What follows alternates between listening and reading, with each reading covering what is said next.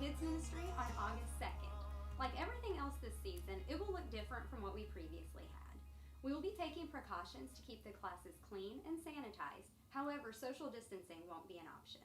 Nursery, pre-K, and Cornerstone will be offered during the 8 a.m. service only for the time being.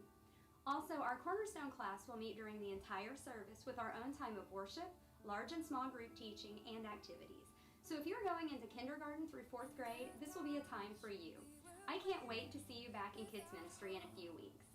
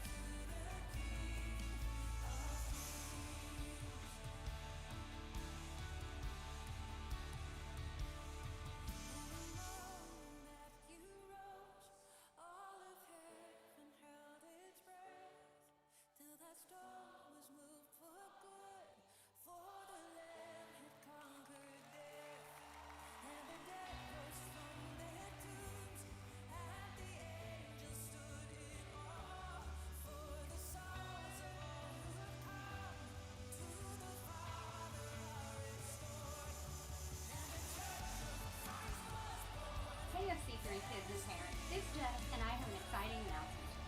We are opening up Kids Ministry on August 2nd. Like everything else this season, it will look different from what we previously had. We will be taking precautions to keep the classes clean and sanitized. However, social distancing won't be an option. Nursery, pre-K, and Cornerstone will be offered during the 8 a.m. service only for the time being. Also, our Cornerstone class will meet during the entire service with our own time of worship, large and small group teaching, and activities. So if you're going into kindergarten through 4th grade, this will be a time for you. I can't wait to see you back in Kids Ministry in a few weeks.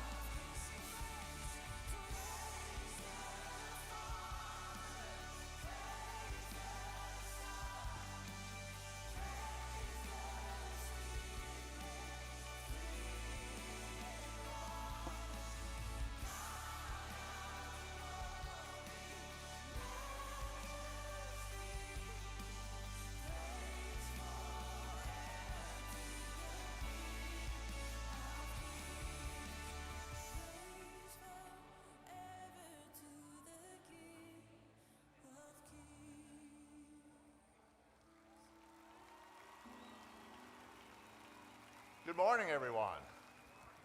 Good to see you all here this morning. Come together to worship together. It's a wonderful morning, and we appreciate you coming out and being here with us. You know, we're all family, aren't we? We are. We're close. We're family.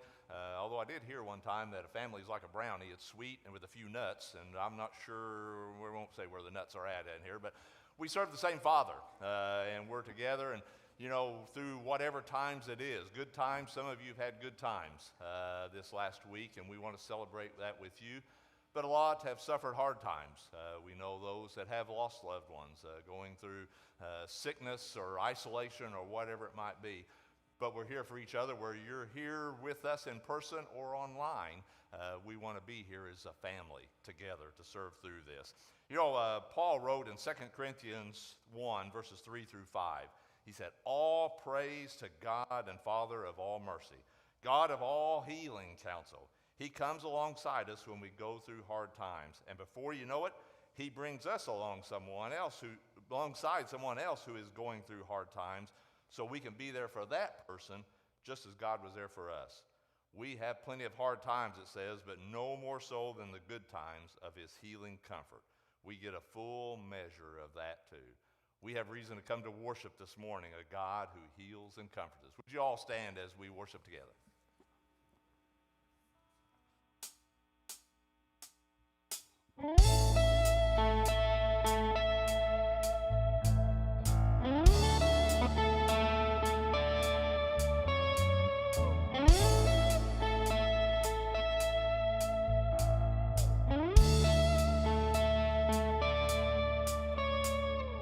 Just one word, you calm the storm that surrounds me.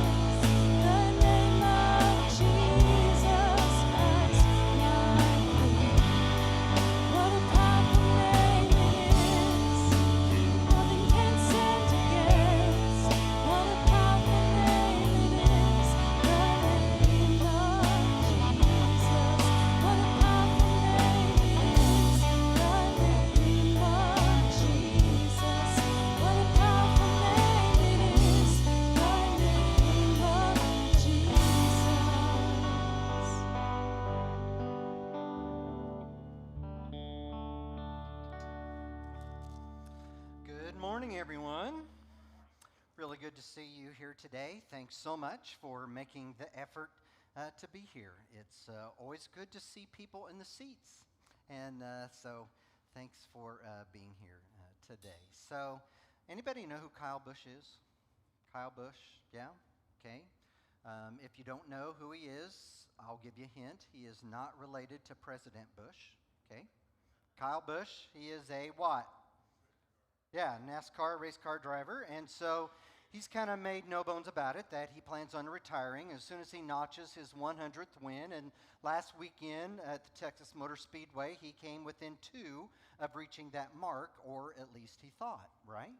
And then afterwards, there was an inspection, and he was disqualified, a DQ, something to do about a left rear end is too high. Something, I don't know what the hell that means, but he was disqualified, all right? And that kind of stinks because, you know, he's trying to retire, he's trying to get there, he didn't have a whole lot of chances, he finally gets another one, and then because of something somebody else done, he gets disqualified. And when we think about disqualifications, you know, we kind of tend to think maybe of people who were dishonest or cheating, or, you know, maybe our minds go to things like Pete Rose or Barry Bonds or Lance Armstrong or the Houston Astros. Maybe we think about the Olympics, or we think about horse racing, or we think about Westminster. What's that called? Westminster Dog Show. Yeah, dogs get DQ'd there too. And this whole idea about disqualification, sometimes it feels like it's our own fault. Sometimes it feels like it's no fault of our own. It's just something that we kind of got caught up in and we couldn't help it. And maybe you have found yourself not meeting certain qualifications at certain times in your life. It's like, well, I qualified for that loan, but I didn't meet the qualifications. I applied for it, I didn't meet the qualifications. Or I applied for that insurance policy, but they sent back, disqualified. You can't have that insurance policy, right? I tried to get that tax refund. They said, no, you did not qualify. And it could happen on so many different levels where we just kind of find ourselves disqualified. So what I want to do today is talk about what it means to live on mission for Christ and what are the qualifications of that. In fact, I kind of want to challenge this thought that because of the difficulties and the circumstances of our lives, that we are disqualified to live on mission for Christ. And I don't know if it's because we tend to just kind of look for excuses in our own lives, or I don't know if it's actually just a temptation that we feel. But I think sometimes we look at our lives and we think, well, you know what, this living on mission, that's really good, but it's not for me because I know I'm not qualified or I have been disqualified. Well, we're going to kind of talk about that here today. We're going to go back to the life of the Apostle Paul, and we're going to look at him starting in Acts chapter 16. We kind of left him there last week in Acts chapter 16. You might remember he had been kind of meandering around here and there, kind of like the children of Israel, wandering in the wilderness, trying to find his way. He tried to go this way, the Spirit would stop him. Try to go that way, the Spirit would stop him. He finally had this vision, go over to Macedonia and into the city of Philippi. And that's where we find Paul and Silas. And they had picked up Timothy, and now Luke has joined them. And this foursome goes into Philippi in the region of Macedonia. And Philippi was a very important city to antiquity. You may wonder why it's such a big deal, the city of Philippi. Well, it's named after a guy named Philip, right? Philippi. Philip II. He was the king of Macedon, and you may think, well, whoop-de-doo, you know, what's the big deal about that? Well, King Philip II was also the father of this guy named Alexander the Great. Oh, well, I guess that's a pretty big deal, right? And about 300 years later, Philippi was the site of an important civil war between two Roman factions. there was these couple of young guys by the name of Mark Antony and Octavian Caesar. And they exacted their revenge against these old-timers named Cassius and Brutus, because Cassius and Brutus had been responsible for executing Octavian Caesar's stepfather or adoptive father, a guy by the name of Julius Caesar. That happened in 42 BC. And then, some 100 years later, you've got these wandering missionaries 300 miles away from their home base of Syria of Antioch, or of Antioch of Syria, and they come into Philippi ready to spread the message of Jesus. And they kind of did what they usually do. They go and they look for a local synagogue, only they couldn't find a local synagogue. So they went to the next best place. They went to the river. And you might think, well, why did they go to a river? So it was not uncommon if there was a city that didn't have enough Jews to support a local synagogue, that when Sabbath would come, they would have some type of a Sabbath gathering, a prayer meeting at a place where there was water, because they would also do the ritual of purification with water. And so they needed a place where they could do that. A river would be good. Sure enough, Paul goes to the river, and he finds a prayer meeting, he finds a gathering of people, and there he meets a woman, his very first convert once he gets in Philippi. A woman not from Philippi, she was from Thyatira, and that would have been in Asia Minor, one of those cities where Jesus also wrote his 7 letters to the 7 churches in Revelation 2 or 3, Thyatira. Well, that's where she was from, and her name was Lydia. And when Paul brought the gospel to Lydia, it was about as straightforward of a gospel presentation as there was, and she just was completely ready to hear it, very receptive, and she was baptized along with her whole household, and Paul and his companions then stayed with Lydia the remainder of their time that they were in the city of Philippi.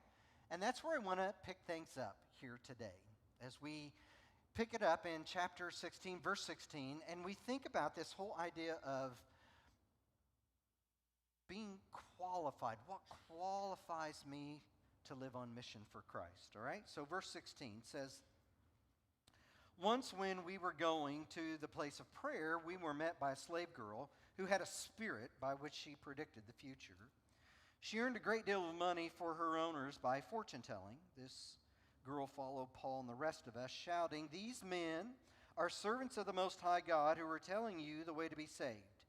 She kept this up for many days. Finally, Paul became so troubled that he turned around and said to the spirit, 'In the name of Jesus Christ, I command you to come out of her.'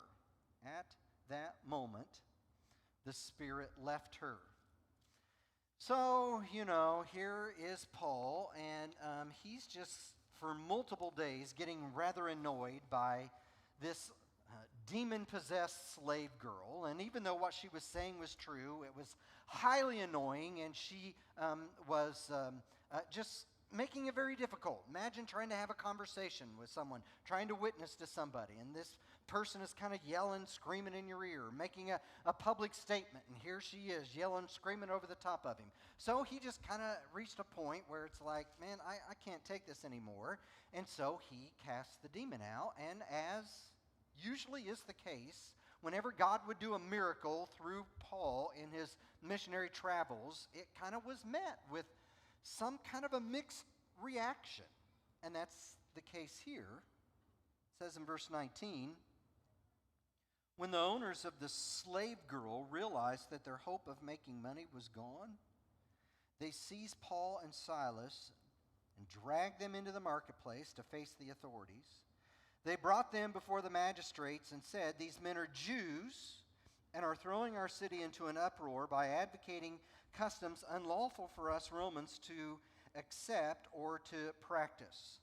So Paul's exorcism of this demon very quickly turned vengeful.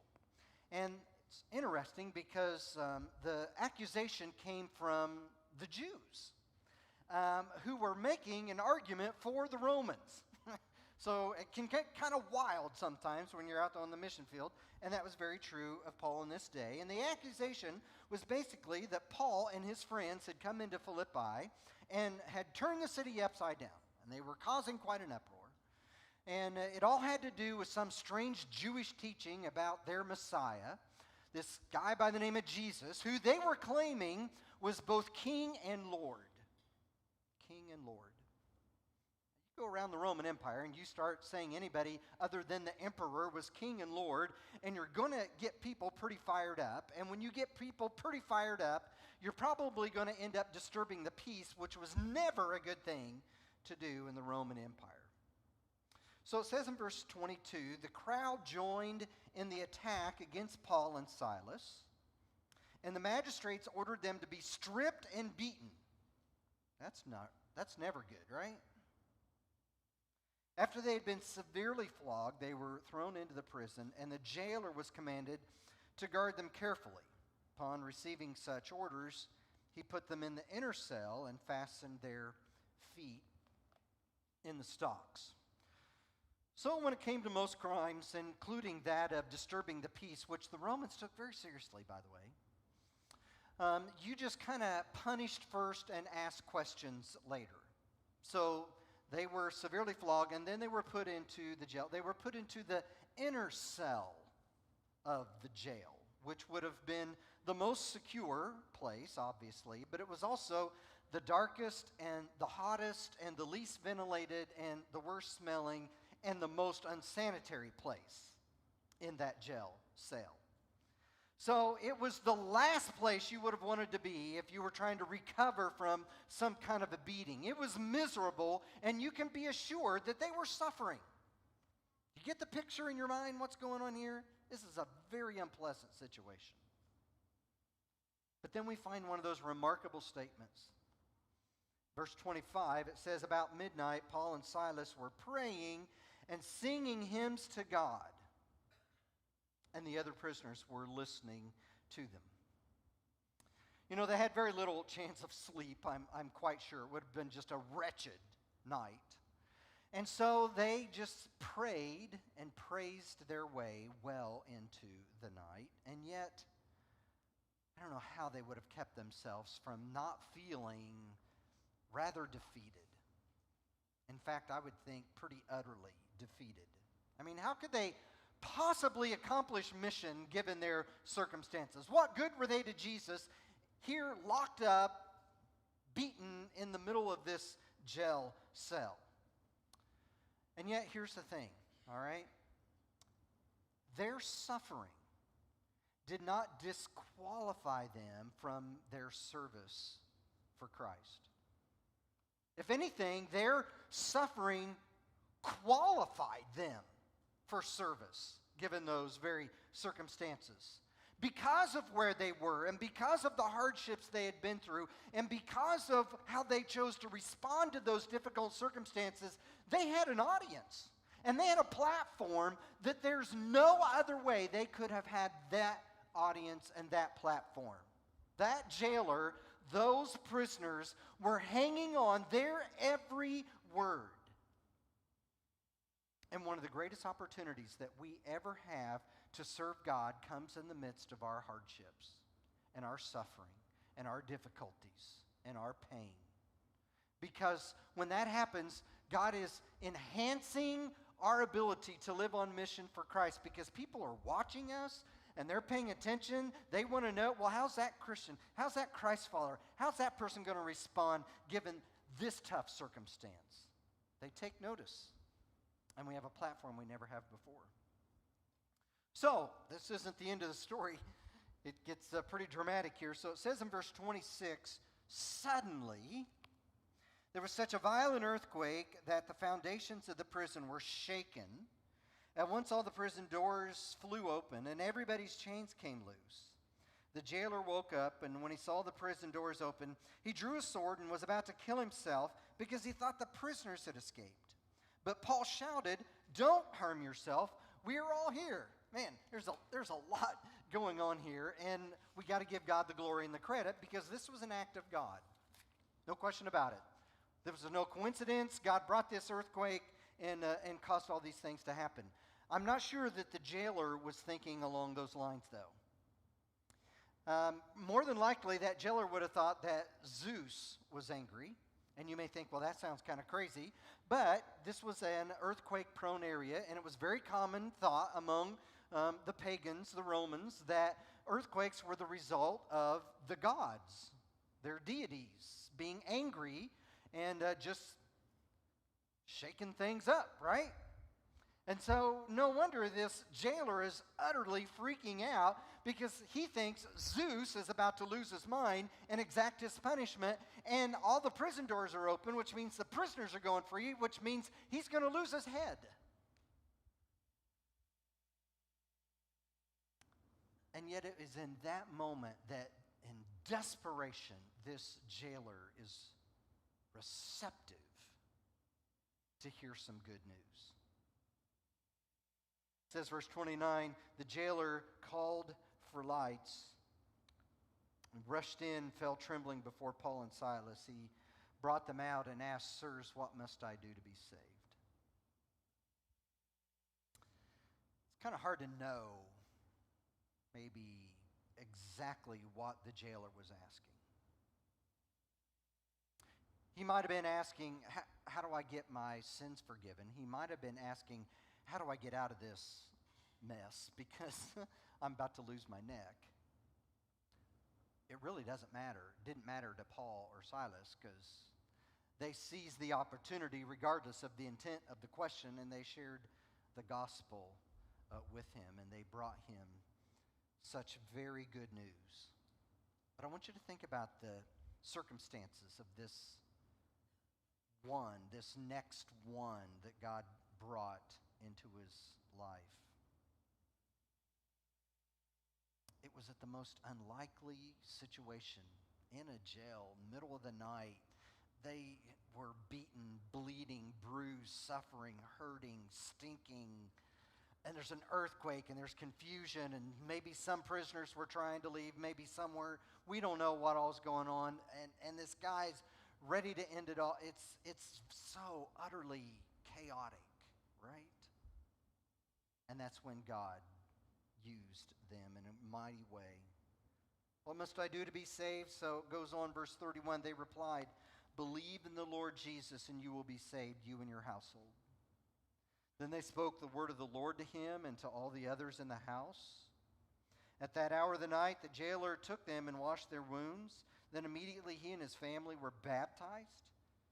The jailer brought them into his house, set a meal before them. He was filled with joy because he had come to believe in God, he and his own household.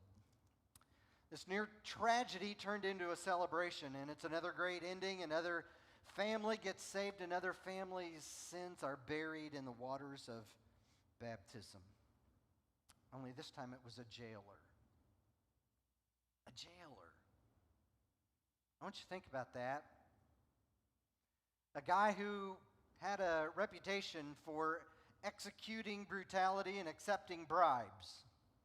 Probably the guy who actually was responsible for flogging Paul and Silas. This was not a nice man. When Paul and Silas and Timothy and Luke came into Philippi and they were looking for their one, who's our next one, Lord? Give us one opportunity. And immediately Lydia, there she was. That would have been the easiest, most obvious person to come to Christ.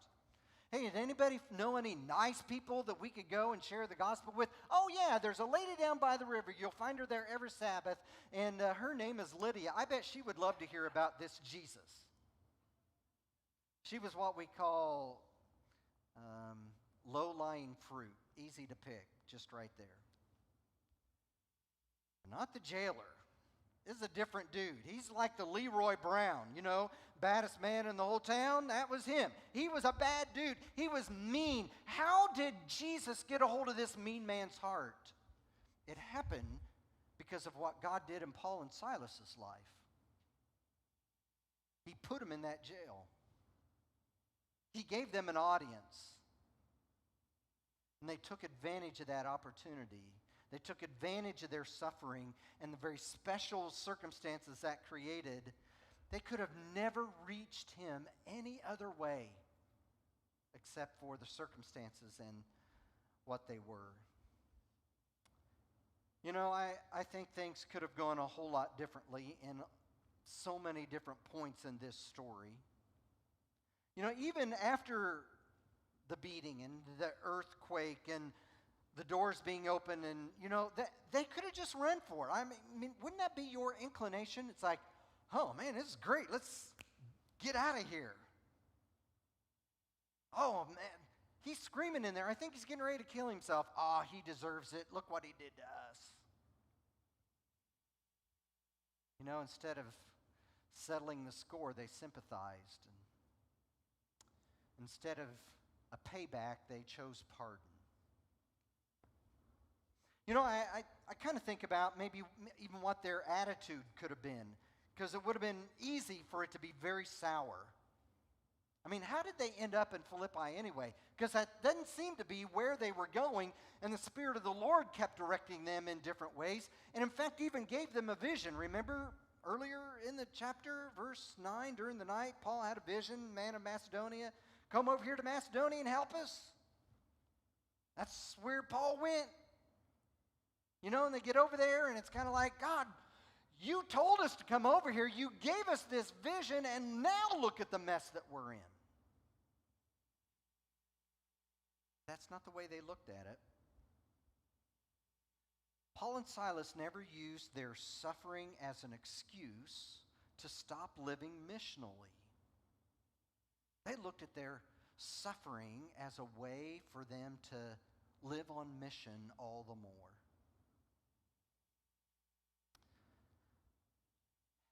I think about this year, 2020, a lot of jokes about 2020, you know. One of the things that really concerns me is that I almost wonder if we've just kind of written 2020 off in our own minds in terms of just trying to do God's will or accomplish God's mission or do his work or be his hands and feet or to be his voice, whatever it is he's wanting us to do. I kind of wonder if maybe we've just kind of decided, you know what, things are too hard. I'm not qualified. And I got to admit, I mean, COVID has taken its toll on all of us, hasn't it? I mean, businesses have been obliterated and schools have been shuttered and churches have been crippled and medical facilities have been maxed out. People have been deeply divided. And it's emotionally just about devastated us. There's all kinds of depression and grief and brokenness. And then you add all the other stuff that's been going on in 2020, and you got all the racial tensions taking place in this year where it feels like you don't even recognize your country anymore. In an election year where everything is supercharged anyway. And it's like the perfect storm, isn't it? Man, 2020, I'm not qualified to deal with anything in 2020. I'm just going to kind of go on to the sidelines. You know, I don't want to trivialize or minimize any way that this perfect storm has affected our culture, our nation, your family, or even you personally. And yes, 2020 has been hard on us personally, but missionally for Christ, it needs to be our finest hour. When it is darkest, we need to be brightest. And so what I really want you to understand here today is that suffering enhances our lives to live on mission for Christ. It enhances it. And we always know that God uses suffering in us, but have we ever thought about the fact that God uses suffering through us, that it gives us a platform, it enhances our mission for Christ? That pain is a way for other people to look at a Christ follower and say, that's the difference that Jesus Christ can make in a person's life. Because when we suffer with grace, we suffer with purpose, and that difficulties do not disqualify us from mission, they qualify us for mission. Japanese have a word, it is called kintsukuroi, means to repair with gold. And according to the Japanese, they take broken pottery, they put it back together with gold, sometimes silver, and they actually illuminate where all the flaws had been. And the artists believe that when something has suffered damage and then it's repaired, that it's actually more beautiful than it was before. Kintsukuroi. I want to suggest to you that maybe Jesus is the ultimate kintsukuroi artist. He takes all of our broken past, our broken pieces, our messes, the things that have just kind of shattered and fallen apart, and he puts them back together, and he makes it something new. He makes it something beautiful, and he makes it something useful. Because all of a sudden, we have a new audience. We have a new platform. We have a new demographic. We have people that maybe we could have never reached otherwise, but now all of a sudden we do, because God has changed our story and done something in us that makes us to be able to live on mission. And I think that's what happened in Paul and Silas there in Philippi. I think it's what Jesus did in his life. He certainly did not live a simple, easy, comfortable life. In fact, he said, if you're going to come after me, you got to take up your cross and follow me. It is the way of following Christ. It is a way of suffering. And suffering never disqualifies you. It only enhances and makes your life better. We're going to sing a little prayer song here today. It's a very simple little song. I think you'll recognize it after you hear it here. I want it to be your prayer. We're just going to sing through it a couple of times. And obviously, if there's any way at all that we can serve you, help you, if we can tell you more about this Jesus, who is Lord and who is King and who did come, and he is the way of salvation, please won't you come as we stand together and as we sing.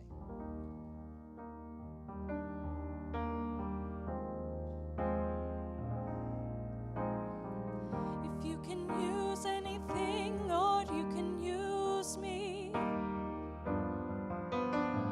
If you can use anything, Lord, you can use me. Take my hands, Lord, and my feet. Touch my heart, Lord, and speak through me. If you can use anything, Lord, you can use me.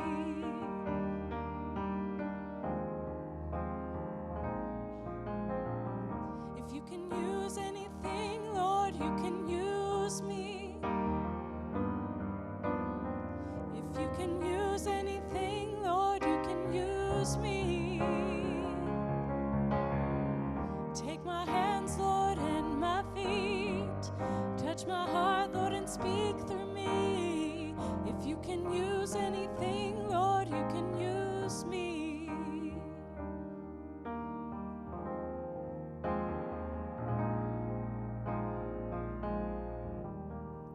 May be seated. Just a few announcements for you.